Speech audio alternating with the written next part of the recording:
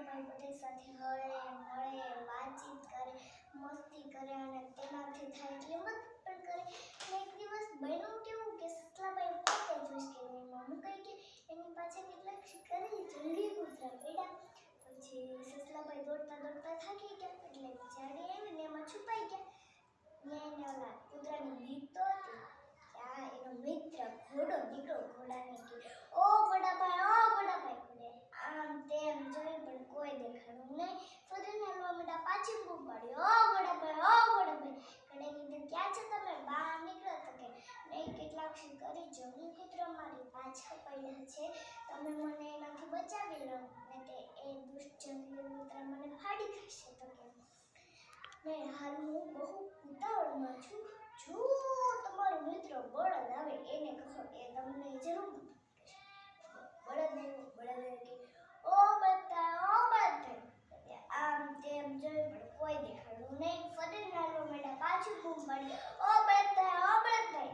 કીધું ક્યાં છે તમે બહાર નીકળો કે નહીં કેટલાક કૂતરા મારી પાછળ પડ્યા છે તમે મને એનાથી બચાવી લો ને તે કૂતરા મને ફાડી ખાશે તો કે નહીં જો પેલા ઘાસના મેદાનમાં મારા મિત્રો મારી રાહ જોઈને બેઠા છે મારે ત્યાં જવું પડે જો તમારો મિત્ર બકરો આવે એને કહો એ તમને જરૂર મદદ કરશે બકરાને કહે ઓ બકરાભાઈ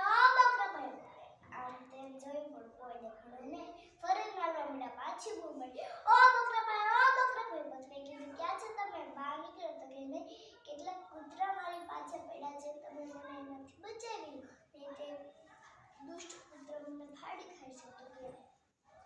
નહીં મારા શરીર પર વાળ ગયેલા છે તમારું કોમળ શરીર છલાઈ જશે એમ કહી અને બકરો આવી ગયો ત્યાં સસલાનો ખાસ મિત્ર પોપટ આવ્યો પોપટ કહે કે ચાલો સસલાભાઈ આપણે રમવા જઈએ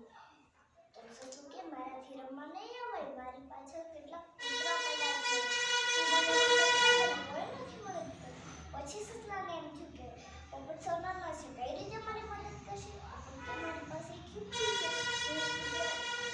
તો કે તમે કેમ એટલા બધા ભાગો છો એમ કે છે અમે સસલું શોધીએ છીએ એમ કે સસલું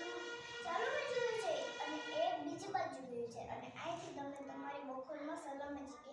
પાછા વયા જાજો તો સસલું કે આ વાંધો નહીં પોપટભાઈ ઉડતા છે ને કૂતરા પાસે ગયા ને દોડતા જુભા રાખીને કીધું તમે કેમ એટલા બધા ભાગો છો તો કૂતરા કે મેં સસલું શોધીએ છીએ પોપટે અજાણ્યાથી કીધું કે ઓલું બોર્ડર એકદમ ભાગતું હતું એ તો ઓલા કૂતરા તરત લાલચમાં આવીને